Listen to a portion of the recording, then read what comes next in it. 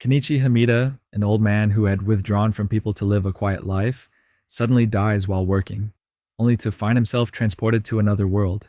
There, he encounters a skeleton and panics. Then a mysterious screen appears before him, which he later discovers is an online shop system where he can buy anything imaginable with coins, along with a toolbox to store whatever he obtains. Feeling hungry and owning nothing, he discovers a skill that converts resources into coins.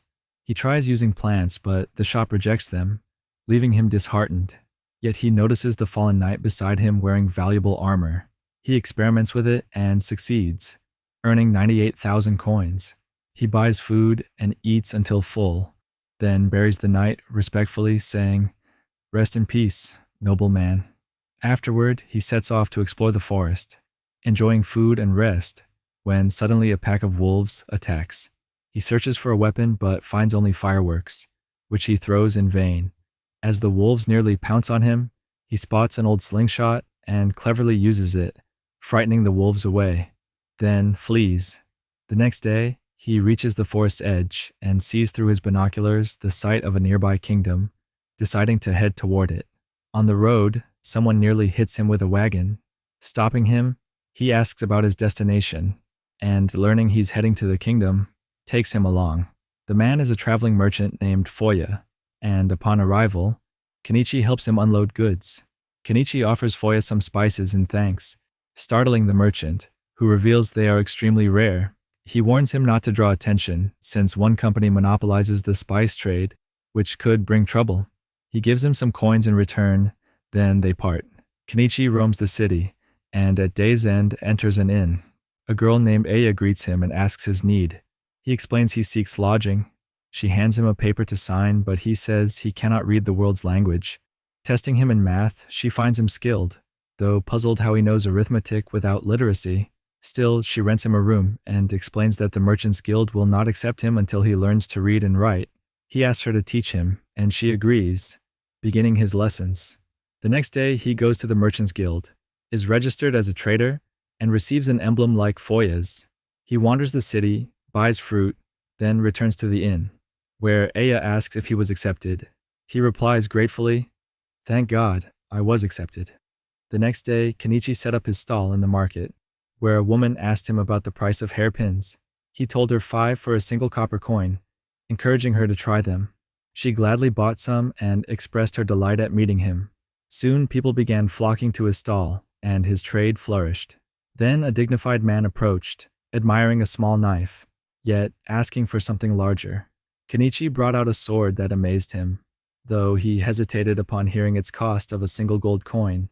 While they spoke, some monsters appeared, startling Kenichi, but the man assured him their presence was ordinary. They even purchased some cloth from him and left peacefully. At that moment, the man decided to buy the sword despite its steep price. Meanwhile, inside a palace, a girl named Permo was fascinated by a hairpin her maid Margaret had purchased at the market, and she resolved that her company must sell such pins. As for Kenichi, he was later considering buying a barrel for bathing. The following day, he displayed some jewelry at his stall, when Margaret herself appeared requesting 100 hairpins. He was shocked, but agreed. Permo was also taken with a necklace on display, and he promised to keep it until she returned to buy it. She agreed, taking the hairpins with her. The monsters came back to him, asking to buy spices, but their companion Anam warned them against it, since Kenichi was not registered with the Spice Guild, which could cause problems with the monopolizing companies. So Kenichi offered instead to cook them a meal with the spices. Overjoyed, they led him outside the kingdom, where he prepared them such a delicious dish it nearly brought them to tears. Then they all played together in the river in cheerful spirits. The next day, while Kenichi was arranging his goods, Permo and Margaret came asking about the necklace. They bought it, and Permo admired its beauty, then introduced herself as the daughter of Malé, owner of the great trading company. She invited Kenichi to their palace to meet her father. He agreed, and on the way she explained their failed attempts to produce similar hairpins. Smiling, Kenichi revealed that the flaw lay in the metal part. Upon arriving at the palace, Kenichi met Permo's father. The man admired his products and noticed he possessed a storage box. Asking about it, which Kenichi admitted. Yet, Malé explained his true aim was a business partnership, proposing that Kenichi supply his company with goods for 50% of the profits. Kenichi hesitated briefly before agreeing. The man smiled and said, I expected you to refuse, but you accepted right away. How splendid that is. After signing the contract, Kenichi presented some jewels, then thought of buying a house. The next day, he went to the forest and began cutting trees, yet failed to uproot the stumps. Frustrated, he bought a digging machine, but it required fuel, so he produced it himself from materials. After his work, he bathed in the river and noticed insect bites, recalling Aya's advice to buy repellent. Indeed, he visited a shop where an old wizard sold a magic stone against insects for 3 silvers. Kenichi bargained with fruit until the price dropped to 2. When he later told Aya about him, she said the man was knowledgeable and might be helpful. There he saw a poster of the bandit chief Shaga, wanted and dangerous, who soon appeared in the forest abducting a group of girls from a carriage. The next day, Kenichi continued his forest work, then spent his money on buying a house, but was shocked when told he must build it himself. At that point, he enlisted the monsters he had once treated with food, and they helped him with the construction while he kept selling at his stall. This continued for an entire month until the house was completed, and he held a feast to thank them. He then spent another month finishing its details, eventually preparing a place dedicated to bathing. After that, he regained his energy and went out on his bicycle to explore the forest, but suddenly came under attack by arrows from monsters. Angered, he used his slingshot and fireworks, then frightened them by revealing the digging machine, making them flee. However, he found an injured animal, pulled out the arrow, dressed the wound, and gave it pain relief, then carried it to his house. He asked the wizard about healing magic, but the latter advised him to sell it, while Anam urged him to keep it, since its hide was valuable. Kenichi refused to part with it and brought it to the cottage where Aya awaited him, and the two spoke at length while the creature received his care. Kenichi began his farming project, then realized the difficulty of fetching water daily from the river, so he decided to dig a well. After a week of effort, the digging was complete. During that time, the cat he had been treating recovered, so he released it back into the forest. A few days later, Pirmo visited him with Millie. He hosted them, and then Pirmo took him to her father Male to present some products. There, Male expressed his admiration for Kenichi's bathhouse and mentioned another person inventing similar things, which made Kenichi suspect there was another traveler from his world. Later, he offered to show them the design of the wheel, and though they thought he was joking, he was quite serious. Before departing with the trade caravan, Pirmo told him she would be away for a whole month. After her departure, Noor, the knight who had bought the sword earlier, appeared and revealed he had been investigating rumors about the man of the forest. Noor asked about solar panels, and Kenichi claimed they were magic, urging secrecy in exchange for making him a large sword. Since he could not forge it himself, he gave Noor the metal so that a craftsman might shape it. Then Noor told him of a wizard in a neighboring empire said to have defeated a dragon using mayonnaise, which convinced Kenichi that he was not the only one from another world. The month passed, and Kenichi awaited Pirmo's return, but Margaret rushed to bring him to Malay, who was pleading with adventurers to rescue his daughter. Shiga had attacked the caravan, kidnapping her along with the princess, but no one dared to act. Shocked, Kenichi resolved to save her no matter the cost, even at the risk of his life. He learned the bandits' base was an abandoned fortress 50 kilometers deep within the forest, so he bought a truck from his shop to carry them swiftly. He gathered people, warning them about magical summoning, then stunned them by making the massive truck appear before their eyes. He declared he was going to rescue the hostages and offered a reward to anyone who brought him Shaga's head, but everyone shrank back. Then the animal he had saved before arrived, followed by Millie and the monsters, declaring they would not leave him alone. Soon Noor also joined, quietly examining his new sword. The old wizard insisted on accompanying them, convincing Kenichi with his strength. Even Anam asked to join, promising to cook for them and to retreat if danger grew too great. Thus it seemed more like a journey than a battle. As for the townsfolk and adventurers, they refused to come, so Kenichi and his companions resolved to go alone to face Shaga and rescue Pirmo. The adventurers registered a mission of the highest rank, the capture of Shaga. Then Kenichi set out with his 7 companions to face 50 bandits. Meanwhile, Pirmo was receiving food from a captive girl who refused to eat out of fear for her, yet the princess reassured her that rescue was coming. At that time, Kenichi and his companions were camping, preparing food, then drafting a plan for the attack, sending Millie to scout ahead. Before advancing, Kenichi instructed her, If I do not return within a day, inform the guild that the mission has failed. They approached the fortress, and Millie reported that the watchtowers were filled with drunkards, so they deemed the moment perfect for attack. One of the monsters gave Kenichi a strange pill to ease fear, but once he swallowed it, laughter overtook him as they stormed the fortress. The monsters turned it into a battlefield, while Millie rained arrows upon the enemies, and Noor bravely faced their ranks. Kenichi nearly met his death, had the cat not saved him. At that moment he summoned the digger, terrifying them, while his companions were exhausted from the fight. Shega then appeared, threatening to kill a hostage unless they surrendered their weapons, but Kenichi spoke to Millie through her sharp hearing, asking her to finish him. She aimed an arrow that struck his shoulder, then another that ended him completely. Thus they triumphed, rescuing the princess and the other captives, then spent the night there before returning to the city. Malek welcomed his daughter with joy and asked Kenichi about the gang's spoils. Kenichi explained they had burned the bodies and kept the heads, especially Shaga's, to prove their success to the guild, storing the rest of the treasure in his box. They returned the kidnapped girls safely to their homes. Kenichi, with 2 of the monsters, delivered the bandits' heads to the guild, nearly causing the clerk to faint at the sight. When asked about the number, he replied, 52 heads. The guild took a full day to confirm, then rewarded him and his companions with 861 gold coins. Kenichi gave Anam her share, but she refused the money, asking instead to care for the child Anemone, for she saw in her the image of her lost son. Kenichi agreed and entrusted the girl to her. Kenichi went to the inn and rented the same room for the night, yet the girl came and slept beside him, suggesting she had begun to grow fond of him. In the morning, he went to tell Anam about it, but could not find her. So he visited the weapon shop and sold the swords and armor taken from the bandits for 32 gold coins, then sold the remaining treasures to Malay's company in a deal worth 35 more. Returning with Anemone to his home, he found Anam searching for her. They sat together, and Anemone declared her wish to live with Kenichi. Anam agreed, telling her that her home would always be open whenever she wished. Anemone explained her choice by saying his food was delicious, which made Kenichi happy. Yet in secret, someone was watching him. The next day, he learned that Noor had been promoted from knight to baron and given a village, and that he had begun searching for a wife. It was also revealed that a nobleman had hired Shaga to kidnap Pirmo. While wandering the city, Kenichi noticed the wheel he had designed for Malay, the same one they had mocked, now in successful use. Malay rewarded him with 5 gold coins for his idea. Afterward, Kenichi shared profits with his companions, then gave Anam a gold coin. While speaking with her, he noticed a strange man spying on him.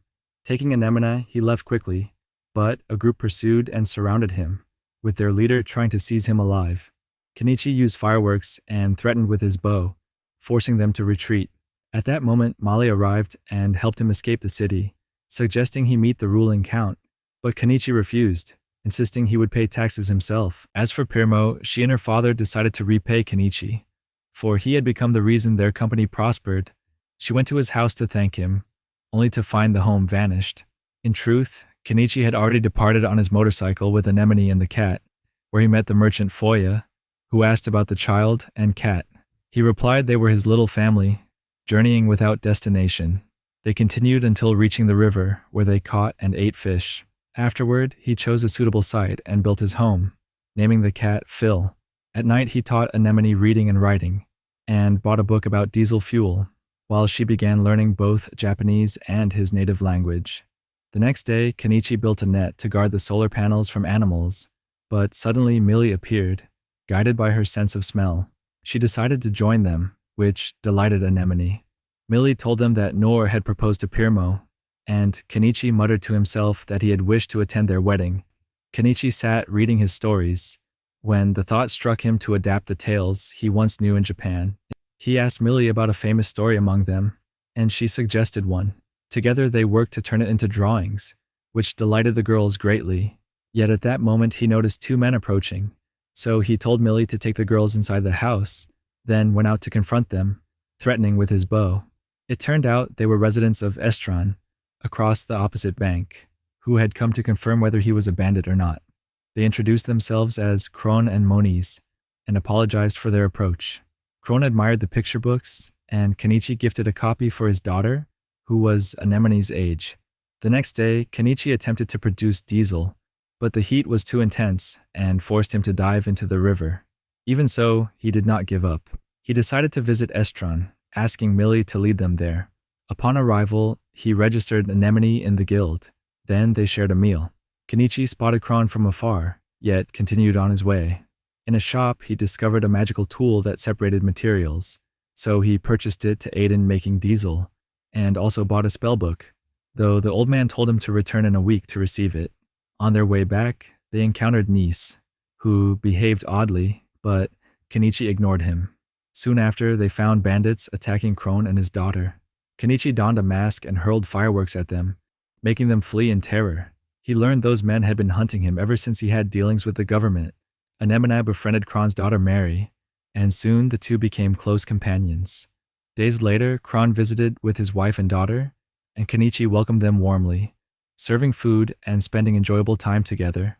Time passed, and the girls grew like sisters, but nothing lasts forever. Kron came to Kenichi in despair, offering all the money he had, saying Mary had caught a deadly fever that killed within a single day. Millie asked why he did not seek healers or a cure book, but he replied he lacked the money. Kenichi then gave him a fever remedy, returned his money, and told him to leave the rest to him. Kenichi asked Millie to care for Anemone until he returned, then set out with Crown and Niece to the sorceress seeking a cure for Mary. She explained the girl had shikori fever, and survival required its rare flower found at the river's source. Kenichi decided to retrieve it, while Crown and Niece insisted on accompanying him, and he reluctantly agreed. The sorceress warned they must return with the flower before dawn. They reached the spring, where Kenichi summoned a raft and descended the river until he found the flower and took its seed. Suddenly, a pack of wolves surrounded them. Kenichi prepared his weapons, armed his companions, and told them to save Mary while he faced the wolves with fireworks. Yet the beast closed in, controlled by a bandit with a flute. In the chaos, a giant bear appeared, killed the player, and made all scatter, leaving only Kenichi and his cat against the bear. Kenichi struck its eye with an arrow, then hurled fireworks into its mouth, killing it, and stored the body with ease. Kenichi returned to Crown's home and told him that one pursuer of dog-kin blood had promised never to harm his family again, though it was but a fragment of a greater danger. He advised leaving the area for his family's safety and suggested working under his friend Baron Noor. Crown hesitated, then agreed after days, and Kenichi gave him a letter of recommendation. At the guild, Kenichi displayed the bear's corpse, and they told him a full day was needed to examine it. Leaving, he heard Primo's voice and thought it a dream, but continued until he finally produced diesel. He collected the spellbook from the sorceress and stored the bear's resources until Primo seized him. It was real. She had rejected Noor's marriage. They sat in a tavern, argued, then she decided to live with Kenichi until she returned to the kingdom. He brought her home, where Anemone and Millie welcomed them. There, Kenichi tried practicing magic, but failed, while Anemone attempted it and set the house ablaze. They rushed to extinguish it, but she collapsed afterward, revealing that using magic drained her body severely. The next day, Anemone awoke, bringing joy to everyone. Mary and her mother visited, and Kenichi hosted them, serving bear meat he had hunted. During their gathering, Primo declared her wish to start a trade in Usran. Crown's wife supported her, and they decided to sell Kenichi's food, especially ramen. The idea succeeded quickly, drawing crowds to the stall, until two men claimed they found an insect in the food. Yet a girl named Maya defended Kenichi, testifying she saw them plant it deliberately, making them flee. Later, it was revealed that Maya was beastkin, so Primo included her as a bodyguard.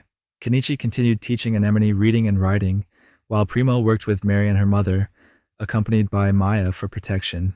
Meanwhile, Kenichi began extracting magic stones using chains he invented, discovering each stone in his store valued at 200,000 yen, soon amassing a fortune exceeding 15 million yen. Primo, meanwhile, established a trading company named Korla, which earned annual profits of nearly 200 million yen. During that time, the queen spoke with her daughter about Kenichi, pointing out that he had defeated bandits and summoned iron beasts, meaning his excavator. Later, Primo met the wife of Usran's ruler, while Kenichi visited the sorceress to buy a new book, and she gifted him something else in addition. Primo learned the ruler's wife was upset seeing another woman boast a brooch from a different company, so Kenichi proposed gifting her a custom brooch of his own to strengthen ties. Afterward, Millie told him she had found a cave filled with crystals, so he hurried with the group to explore. They discovered the crystals, but were attacked by a giant spider. They managed to escape after Kenichi used fireworks, though Maya protested being denied the fight. The next day, they all returned to face the beast. Kenichi used insecticide, then Anemone set it ablaze, making it flee. They decided to chase and finish it so it would not harm others, and slew it, only to find its gigantic mother blocking their exit. Weapons and insecticide failed, so Kenichi summoned a massive excavator to push her, but her size was immense. In the end, Anemone blasted her with magic, and Kenichi finished her and stored her like her son. Afterward, he continued extracting crystals peacefully. They returned home, where Kenichi prepared a meal from spider eggs that impressed everyone. During the conversation, Primo mentioned that cheese was extremely expensive in this world, so Kenichi confidently said he could make it, and she urged him to try immediately. He made it indeed, and everyone admired its taste. Primo asked him to teach her the method so she could present it to the ruler's wife, but he refused to be involved. She then explained that the spice guild Zutara harassed her daily for not buying their products. Led by a man named Mega, she wished to use the ruler's wife's status to stop them, while Kenichi offered to confront Mega directly, yet she refused, so he promised to step in only if she asked. Meanwhile, Mega received a royal decree forbidding him from interfering with Primo's company Korla, and he grew furious, swearing it was only a matter of time. The next day, the queen herself visited Kenichi, declaring she knew his true identity as the sorcerer who had defeated a gang of 7. He tried denying it, but she faced him with facts. She explained her purpose. The emperor ordered Uzran's king to dig a massive canal within a single month to expand farmland, or else her family would lose authority. Kenichi accompanied her to the construction site, finding progress only at cutting trees, realizing his task included that as well. Later, 3 merchants came to present tool prices, but Primo discovered they had raised costs tenfold by exploiting the site's distance and Mega's influence. She expelled them immediately, then asked Kenichi if he could provide tools, and he agreed. Diesel was sold in the store for 3,000 yen, yet he produced it himself for only 300, explaining his persistence from the start. He set his house near the site to cook for them, but the beasts informed him the workers had not eaten due to overpriced taverns nearby. Primo then decided to sell ramen at a fair price, pleasing the workers and filling the place with satisfaction. The next day, the tavern keeper came to quarrel with Primo for losing her customers, but Primo replied that the workers would return if she sold her food at a fair price. Indeed, she lowered the prices and business revived. Later, Kenichi noticed a shortage of water and learned from the beastkin of a nearby river unreachable by humans. So he asked them to fetch water, and they did. As days passed, the queen began bothering Kenichi with her meddling, so he showed her the contract she had signed unknowingly, forbidding her from disturbing him. The month ended, and they succeeded in completing the canal, so the ruler celebrated the occasion, thanking Kenichi for his efforts, affirming they could never have finished without him. Then he showed him a comic created by him, admired its precision, and asked to be taught drawing and printing, to which he agreed. The king seemed overjoyed as he learned. Afterward, the king entrusted Primo with managing the kingdom's accounts with help from Malo's trading company, though he feared Mega, leader of the Spice Guild, would object. Kenichi proposed expelling him with royal authority, yet the king explained the shortage of guards prevented action. Then the queen asked Kenichi to handle the matter, and he accepted. He then returned to Uzran and set up his house as usual. Meanwhile, the empress spoke with her daughter about Kenichi and granting him the power of the Holy Knight, in preparation for what lay ahead. Kenichi, however, visited the sorceress, who told him that Anemone's mother had been a powerful sorceress who disappeared 10 years ago. She gave them a spell for Anemone to learn, but she failed and claimed fatigue to persuade him to stay with her and search for her family, so he cared for her and let her rest. The next day they saw a carriage riding on water, and inside was Malo, Primo's father, astonishing everyone. He spoke with Kenichi about their plan against Mega, but Kenichi interrupted, saying he wanted something else, then asked for Primo's hand in marriage. Her father agreed instantly, and they held a feast for the occasion. The next day, then, Crown, Niece, and Nor arrived together. So he came to reclaim her, but was shocked by her engagement to Kenichi. He wished them happiness despite his deep sorrow. Elsewhere, Mega fumed when he learned Malo's company had opened a new branch in Uzran. Kenichi went to Mega's company and asked a worker if they bought goods, and he answered yes.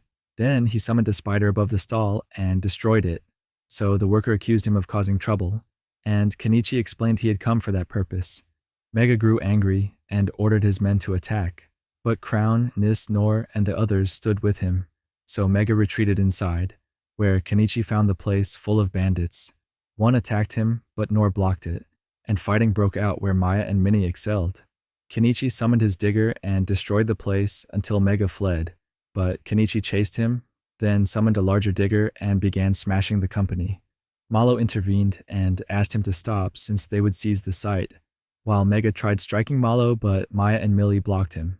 The king arrived and confronted Mega, saying if he left with his family he would not be punished, otherwise he would be jailed. Mega realized his end and left, but before boarding his carriage he told Malo he had gained a strong partner, yet the true reason behind his daughter's kidnapping was still unknown. At that moment, an imperial guard arrived with an order summoning Kenichi to the palace. Mega laughed, as if holding a new plan. Kenichi began reflecting on events, Primo's abduction by order of a noble, and the link between the Bakoba Guild in Daria and Mega's guild, hinting at an attempt to topple Malo's company. So he told Malo he would pause supplying products until matters cooled down, since he had wished for a quiet life from the start. Primo supported him, affirming they would stand with him in any decision. The next day, Nor departed with Crown and his family to Daria, while Anemona bid a tearful farewell to her friend Mary. Kenichi stored his house and prepared to leave for the capital. When he reached the palace, Princess Lyles welcomed them.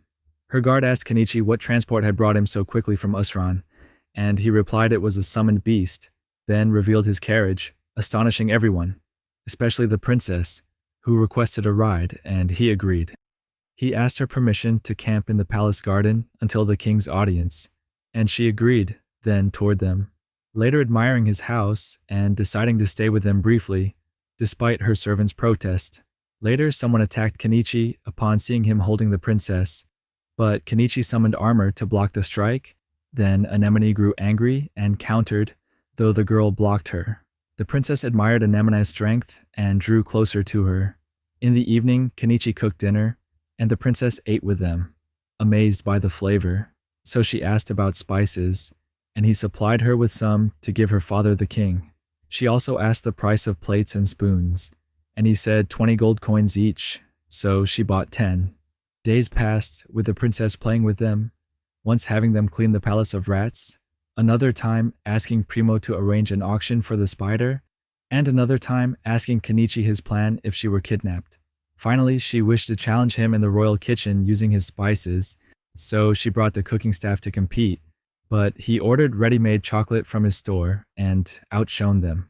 The princess asked Kenichi for a box of chocolate for the queen, and he obliged, where he discovered the princess was not the queen's real daughter. Then her maids told her ghosts lurked in the palace, so she asked Kenichi to expel them. He agreed and used holy water from his shop, starting with his companions to purify the rooms, while everyone could see the ghosts except him for being foreign to this world. When they reached the queen's chamber, the princess explained her mother suffered repeated nightmares, and Phil the cat noticed the vase was suspicious. Kenichi sprinkled holy water on it in vain, then declared it the cause and must be destroyed. The princess rewarded him by granting free access to the palace library. He seized the chance and copied 35 books with Anemone in 4 hours, until a maid noticed the book's disorder but only rearranged them. When the time came to meet the king, Kenichi entered and bowed respectfully, but saw nobles gathered. It was announced he must face the royal sorceress to prove his strength. The nobles mocked him, and some called him a poor old man. The sorceress appeared young and summoned her dragon, while Kenichi summoned his digger. The dragon attacked, but Kenichi blocked. Then Maya and Millie fired arrows without effect. Kenichi tried toppling it but failed. Then Anemone tried blasting it without success, before deflecting the dragon's fiery breath toward the palace ceiling. Finally, she used a new spell from the library, summoning a massive stone hand that seized the dragon and hurled it upon the nobles, before Kenichi finished it with the digger and stored it. Afterward, he challenged the king, declaring he came with goodwill yet was exploited, and his family endangered, and threatened to destroy the kingdom. Primo warned him against recklessness. Then guards tried seizing him, but the princess stopped them, saying his mistake could cost execution, and his only chance was to serve her. Kenichi refused, so she suggested a royal pardon granting immunity if he offered her a unique birthday gift, with the condition it not be jewelry. Kenichi produced a rare necklace from his shop, which astonished the princess, who accepted and had her father grant pardon. But the queen demanded a gift as well since her birthday neared, so he gave her the same necklace. She admired it and ordered him to call her by name, Arma, not my lady. She led him to a room full of ancient treasures, and he was shocked when his shop valued them at 1,500,000,000. Afterward, the queen told Kenichi that the vase he had warned them about was cursed, and that the noble who gifted it had aimed to kill her. Yet she now slept peacefully after its removal.